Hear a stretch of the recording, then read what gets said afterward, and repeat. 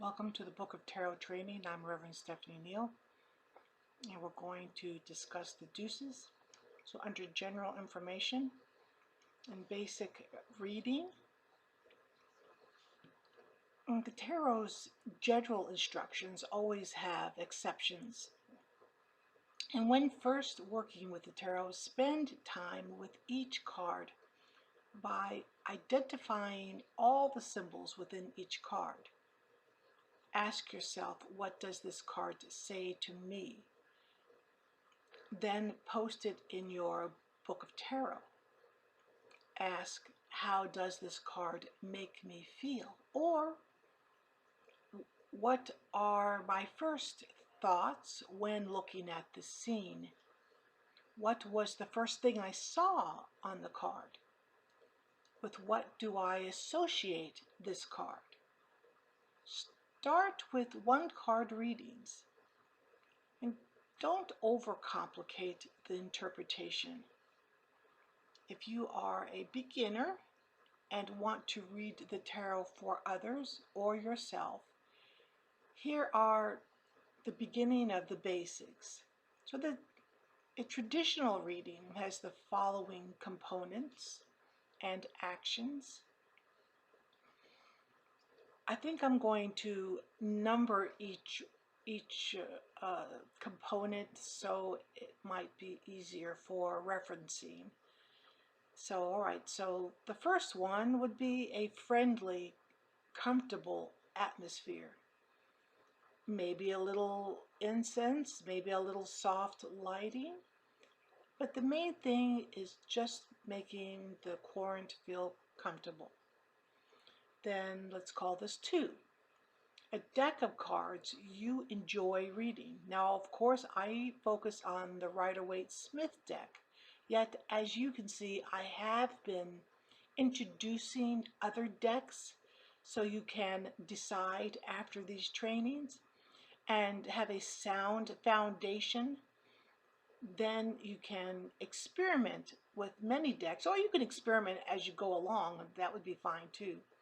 Yet, first rule, you need to love the cards with what you are working. If you don't love them, then you won't use them. There are many decks from which to select out there, and I'll show you more. So 3 will be opening with prayer. Call forth Spirit to bless the cards and the reading in any way you prefer. I personally place my hand over the cards and say silently, I open your divine energy and I bless you. Show me only the truth, not the person's hopes or fears, unless it is important to know at this time. So that's a pretty short prayer, but it gets right to the point. Then let's call this 4. So the next step would be, after you make the querent comfortable and invite guidance from deity or totems or your higher self, it is time to cleanse the cards by shuffling them 4 times or until they feel right or feel ready. Clears all the energy off the cards, so the querent has a clean slate. Some folks pass the deck through incense, or they might ring a bell over it, or many times I draw an invisible pentacle on the table. Then I place the cards over the pentacle that I just drew. So do what feels right to you. There may be another symbol that feels more comfortable to you, maybe an ankh. Then 5, during this process, I continue praying silently. I'll say something to the effect, I now speak to deity, my higher self, and all that is sacred. Please give lighted guidance to this seeker. Open her awareness, open my awareness to receive what she needs within this eternal moment through this deck that is now attuned to her. Then I would move on to number 6, determining the question. I would inform the current, in your own words really, if you cannot think of a specific question, you can ask, what do I need to know at this time? If you do have a question, make sure it is concise and clear. Because if you have a muddled question or a compound question, that's what you'll receive. You'll get a muddled answer. So try not to ask 3 questions all inside one sentence. And just keep those 2 other questions aside. And then there'll be opportunities. At least that's how I do it. I make sure that I give the current opportunities to ask other questions.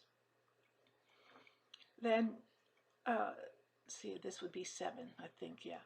Asking the question and shuffling.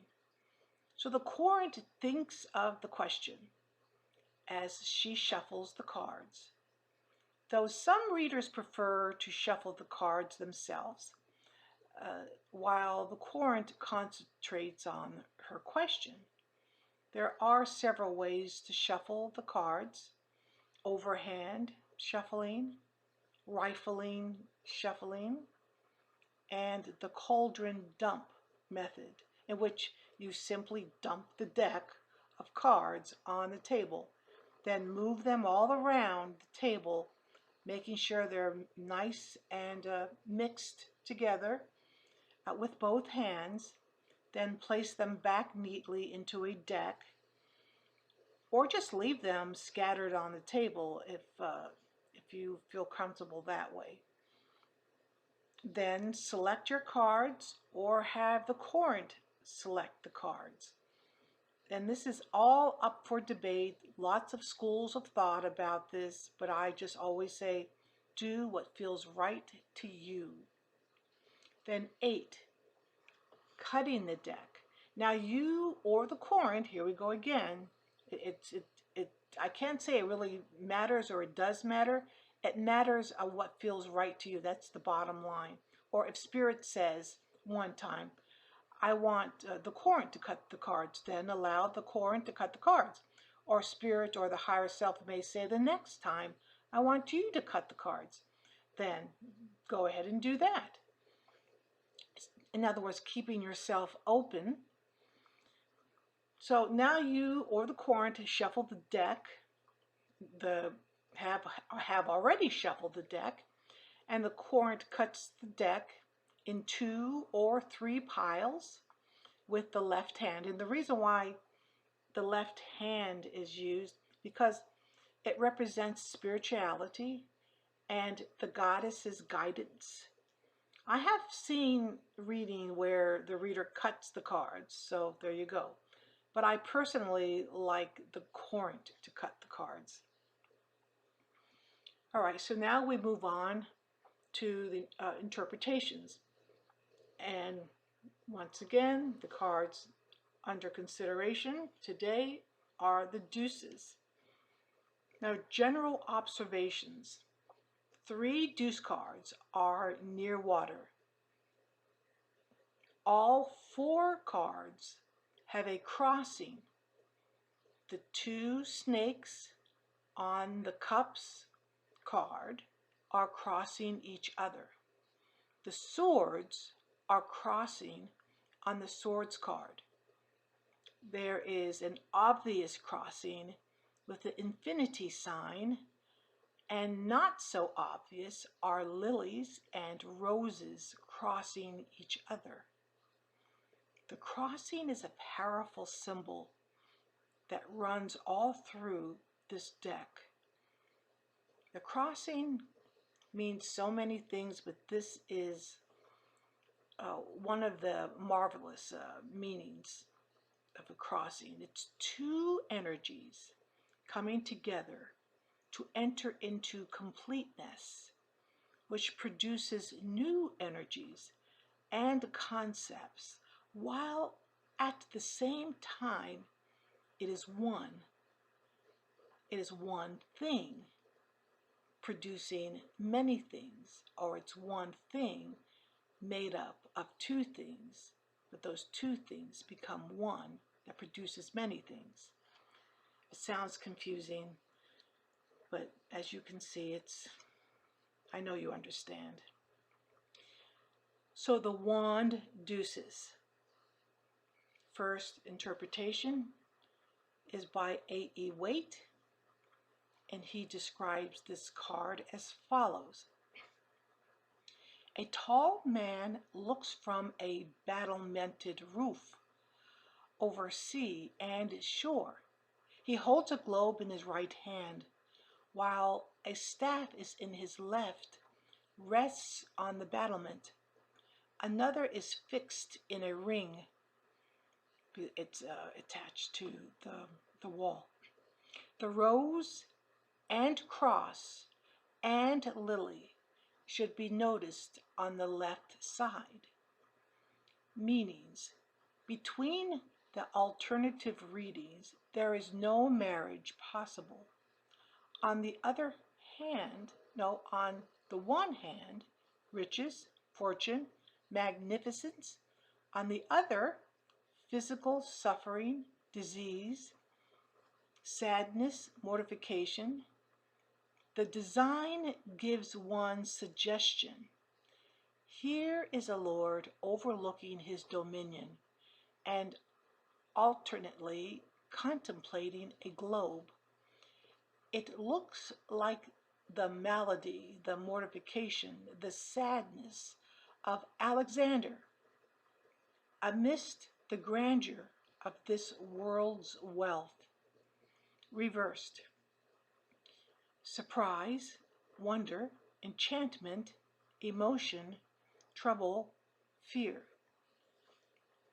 Now remember, whenever you receive a card that seems negative, you know you have your future in your hands, and this is maybe a little warning for you to maybe tweak of things, a little here, a little there, but you can change your future.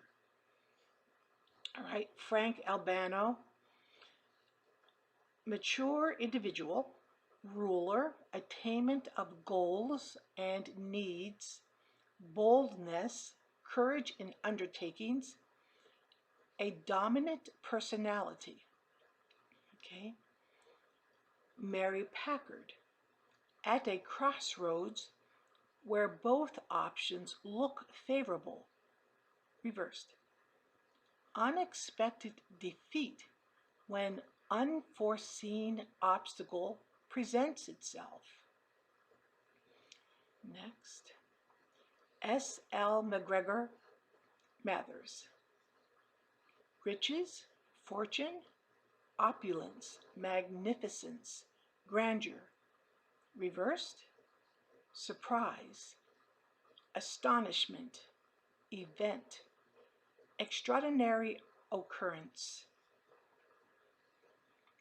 Stephanie Neal, dominion, clear vision, resourcefulness, vitality, enterprise, work and planning, bear fruit, determined, restored to wholeness, mindfulness, boldness, asking, what is my desire or my motivation regarding this plan?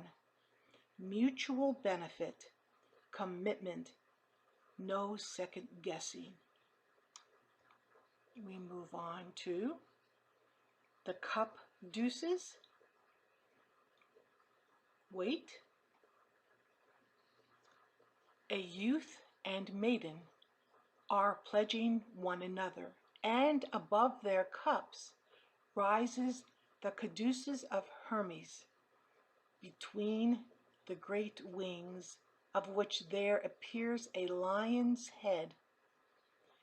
It is a variant of a sign which is found in a few old examples of this card.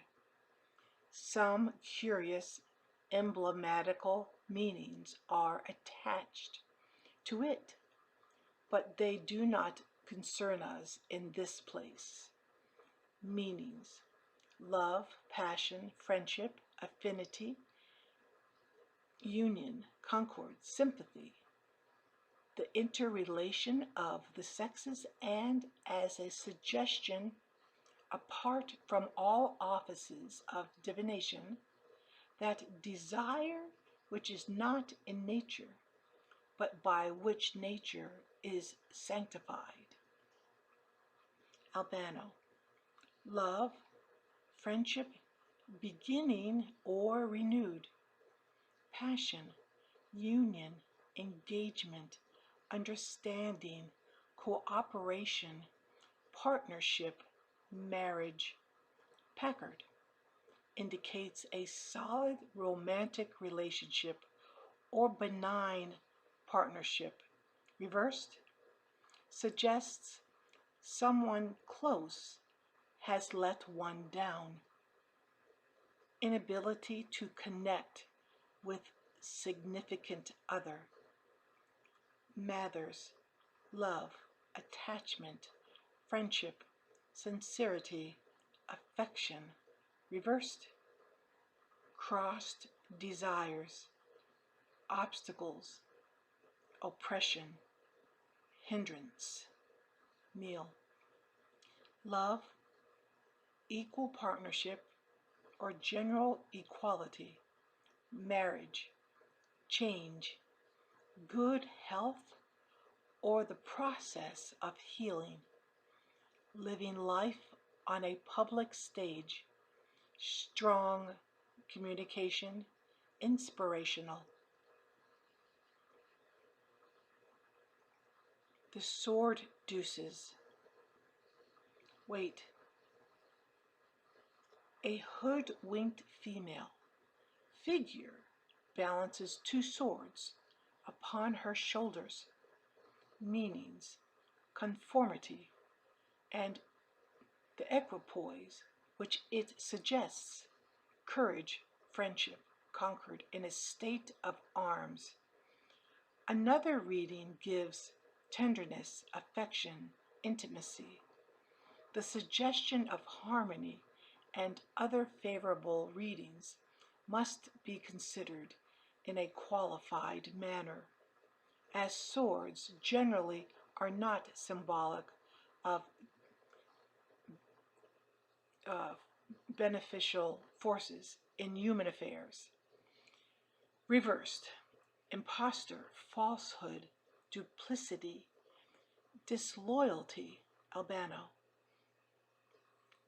Balanced: force, harmony, firmness, concord, offsetting factors, stalemate, affection. Packard indicates protection afforded to begin taking steps to achieve success. Stability, taking advantage of benign circumstances. Reversed: on the path to a positive outcome. Mathers, friendship, valor, firmness, courage. Reversed: false friends, treachery, lies. Neal. Peace, initiation, reflection, objective thinking, equilibrium between two opposing forces, weighing decisions before acting, truth revealed, reasoned judgment, moment of decision, delay. can't see all the facts, not ready for a relationship, protecting your heart. Then we have the pentacle deuces. Wait, a young man in the act of dancing has a pentacle in either hand, and as they are joined by that endless cord, which is like the number 8 reversed, meanings. On the one hand, it is represented as a card of gaiety, recreation, and its connections, which is the subject of the design, but it is read also as news and messages in writing, as obstacles, agitation, trouble, embroilment, reversed, enforced gaiety, simulated enjoyment, literal sense, handwriting, composition, letters of exchange. Albano, difficulty in launching new projects, difficult situation, new troubles, embarrassment. Packard, suggests a future with lots of twists and turns, myriad possibilities, duality of options, reversed, agility in balancing many things. Mathers, embarrassment, worry, difficulties, reversed, letter, missive, epistle, message.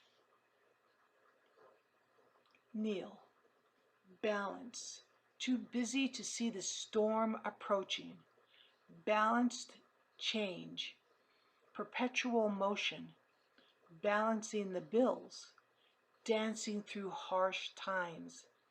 The storm is but a moment compared to eternity. Too many irons in the fire, risky venture, timing, juggling resources, uncanny instinct. We move to the approach. We're talking about reversals. Now, there are 3 schools of thought, at least, regarding reversals. Some feel it's important to see reversals because of tradition, which is always good to honor the past. Others realize they do not need reversals to give an accurate reading, and it is true. In fact, you don't even need reversal cards to do a tarot reading, while others like to have the option of just using reversals when they're using the minor arcana or when spirit leads. So sometimes they'll use them and sometimes they won't. So that's open to you for you to decide. All right, there you have it. Hope you enjoyed that. Until next time, blessed be.